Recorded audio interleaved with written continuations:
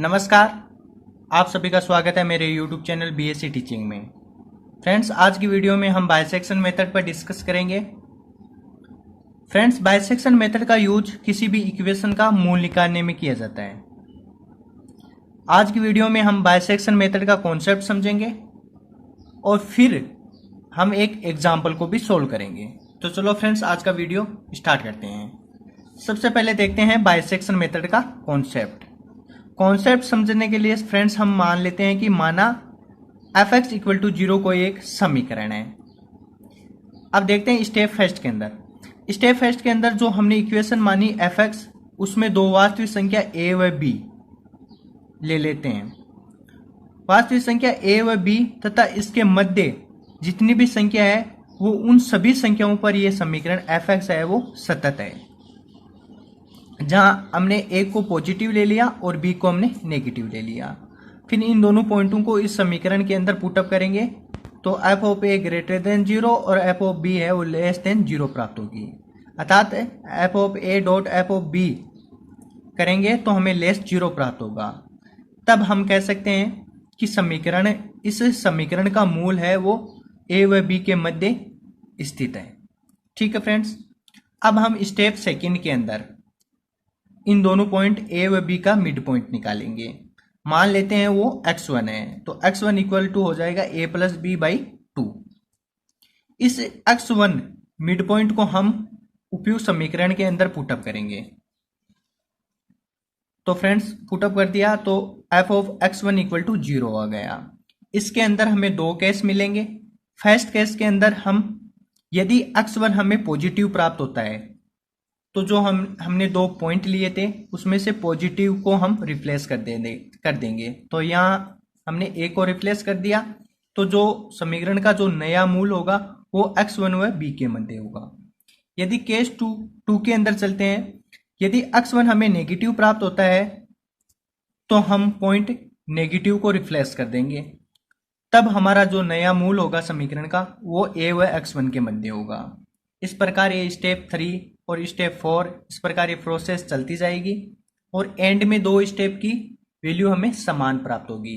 यानी पॉइंट के बाद में हमें पॉइंट के बाद में दो संख्या या तीन संख्या हमें सेम प्राप्त होगी।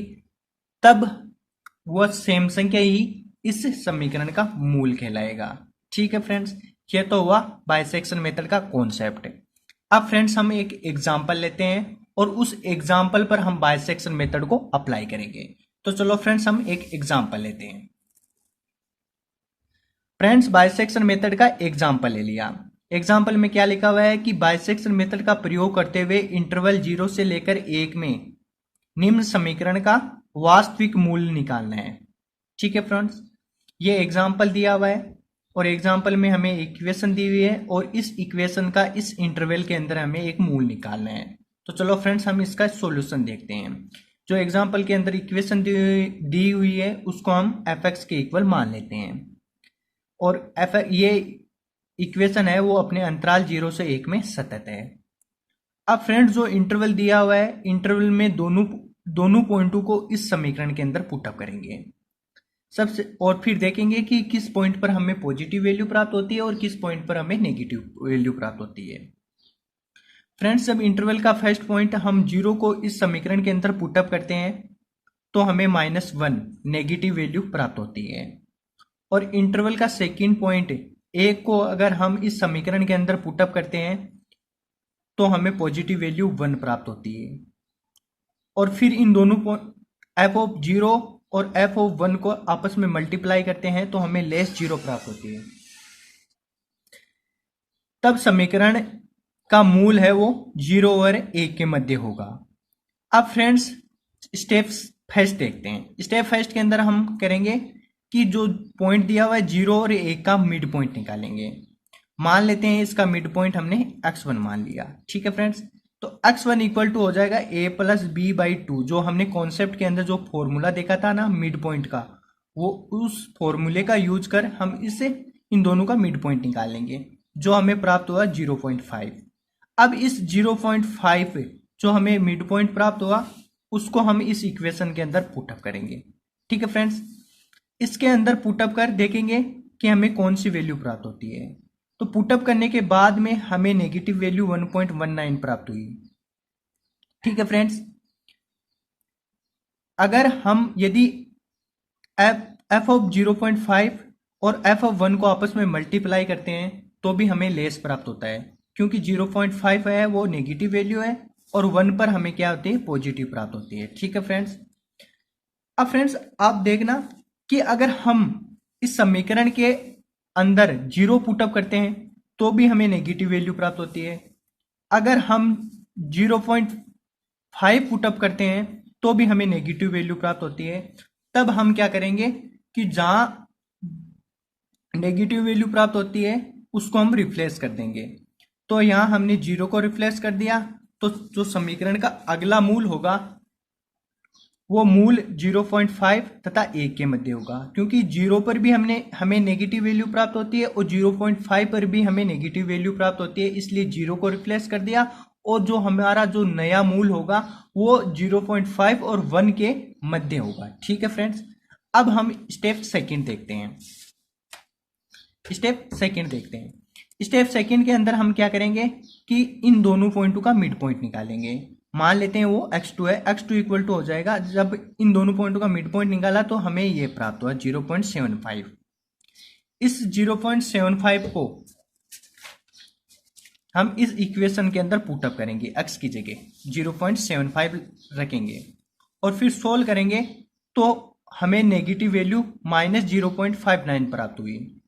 अब फ्रेंड्स हम देखते हैं कि 0.5 पर भी हमें नेगेटिव वैल्यू प्राप्त हो रही है और 0.75 पर भी हमें नेगेटिव वैल्यू प्राप्त हो रही है। तब हम 0.5 को रिप्लेस कर देंगे और उसकी जगह हमारा समीकरण का जो नया मूल होगा वो मूल 0.75 तथा 1 के मध्य होगा। ठीक है फ्रेंड्स, अब देखते हैं स्टेप 3 के अंदर हम 0.75 और 1 के मध्य का मिड पॉइंट निकालेंगे, जो हमें ये प्राप्त होगा। इस संख्या को हम उस समीकरण के अंदर पुटअप करेंगे, उस संख्या को हम इस समीकरण के अंदर पुटअप करेंगे और देखेंगे हमें कौन सी वैल्यू प्राप्त हुई। अगर हम इस संख्या को उस समीकरण के अंदर पुटअप करते हैं तो हमें पॉजिटिव वैल्यू 0.0 प्राप्त होती है। अब फ्रेंड्स देखना कि अगर हम समीकरण के अंदर 1 को पुटअप करते हैं तो भी हमें पॉजिटिव वैल्यू प्राप्त होती है और इस संख्या को भी पुटअप करने के बाद भी हमें पॉजिटिव वैल्यू प्राप्त हो रही है।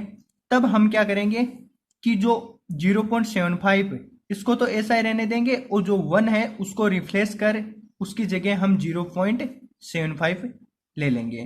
तब हमारा समीकरण का जो नया मूल होगा वो 0.75 तथा 0.875 के मध्य होगा। ये फ्रेंड्स स्टेप 3 हो गई कंप्लीट। अब फ्रेंड्स हम स्टेप 4 निकालेंगे। स्टेप 4 के अंदर हम मिड पॉइंट निकालेंगे इन दोनों के मध्य का। ठीक है फ्रेंड्स, इन दोनों के मध्य का मिड पॉइंट है वो 0.8125 प्राप्त हुआ। ठीक है फ्रेंड्स, इसको हम इस समीकरण के अंदर पुटअप करेंगे तो हमें नेगेटिव वैल्यू प्राप्त होती है। अब फ्रेंड्स एक चीज देखना कि 0.75 पर भी हमें नेगेटिव वैल्यू प्राप्त हो रही है और 0.8125 पर भी हमें नेगेटिव वैल्यू प्राप्त हो रही है। तब हम उस नेगेटिव वैल्यू को रिप्लेस करेंगे और रिप्लेस करने के बाद में हमारा जो समीकरण का जो नया मूल होगा वो 0.8215 तथा 0.875 के मध्य होगा। अब फ्रेंड्स आप सोच रहे होंगे कि ये प्रोसेस कब तक चलेगी। फ्रेंड्स ये प्रोसेस जब तक चलेगी जब पॉइंट के बाद में 2 या 3 संख्या सेम नहीं आ जाए। अगर 2 स्टेप की पॉइंट के बाद में 2 या 3 संख्या सेम आती है तो वही समीकरण का क्या कहलाएगा, मूल कहलाएगा, वास्तविक मूल कहलाएगा। अब फ्रेंड्स हम 5th स्टेप देखते हैं। इसके अंदर हम इन दोनों का मिड पॉइंट निकालेंगे। मिड पॉइंट निकालने के बाद में हमारा जो मिड पॉइंट निकला वह ये प्राप्त हुआ। अब फ्रेंड्स देखना कि स्टेप 4 के अंदर हमें ये वैल्यू प्राप्त हो रही है और स्टेप 5 के अंदर हमें वैल्यू ये प्राप्त हो रही है, अर्थात पॉइंट के बाद में एक संख्या सेम आ रही है। तब हम कह सकते हैं कि इस समीकरण का जो वास्तविक मूल होगा वो 0.8438 होगा। अगर आपको वीडियो अच्छा लगा तो मेरे YouTube चैनल को सब्सक्राइब करना ना भूलिए और वीडियो को लाइक कीजिए, कमेंट कीजिए। धन्यवाद, आज के लिए इतना ही। नेक्स्ट वीडियो में जल्दी मिलेंगे।